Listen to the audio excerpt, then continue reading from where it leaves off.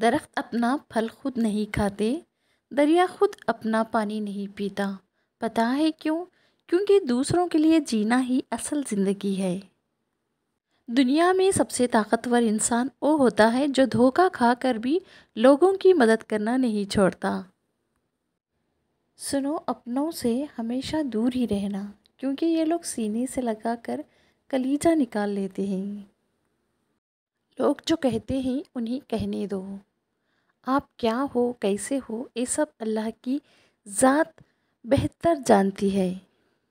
خود سے روٹھا تو کئی روز نہ خود سے بولوں، پھر کسی درد کی دیوار سے لگ کے رو لوں۔ تھک گیا ہوں تیری نوکری سے اے زندگی، مناسب ہوگا اب میرا حساب کر دے۔ دیکھا ہے میں نے اس دنیا کا رواج عشق، جہاں عام سے خاص ہو جاتا ہے اور پھر خاص سے خاک۔ زندگی میں کبھی کبھی مایوسیاں اتنی بڑھ جاتی ہیں کہ اپنے گلے سے گزرتی سانسوں کا بوجھ بھی محسوس ہونے لگتا ہے۔ جب انسان اتنا خاموش ہو جائے کہ وہ اپنے حق کے لیے بھی نہ بولے تو سمجھ لو کہ وہ اپنے اندر بہت کچھ دفن کر چکا ہے۔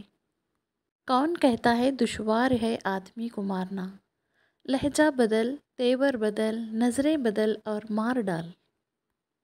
خالی پڑے ہوئے ہی میرے ہاتھ دیکھ لو، کوئی نہیں ہے آج میرے ساتھ دیکھ لو۔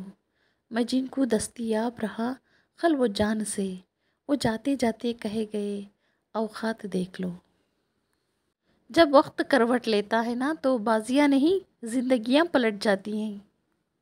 نرم دل سے پتھر دل بننے کا سفر یقین مانے آسان نہیں ہوتا۔ جب ہم کسی رشتے سے تھکنے لگ جاتے ہیں تب ہمیں اس میں صرف خامیاں ہی نظر آنے لگتی ہیں۔ ضرورت کی چیز جب ضرورت سے زیادہ ملے تو وہ بھی غیر ضروری ہو جاتی ہے۔ منایا نہیں گیا مجھ سے اس بار، اس کی ناراضگی میں آباد کوئی اور تھا۔ اتنا کرو کہ جب خود پہ آئے تو برداشت کر سکو۔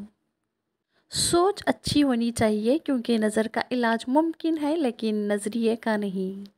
فتح کرنے کے لیے جنگ ضروری تو نہیں، حسن اخلاق بھی انسان کو جھکا دیتا ہے۔ رشتوں میں موڑ ضرور آنا چاہیے، پتہ تو چلے کون آپ کے ساتھ مڑ رہا ہے اور کون اپنی راہ لیتا ہے۔ کبھی کبھی انسان کو وہ رشتے بھی تھکا دیتے ہیں جو اس کا سکون ہوتے ہیں۔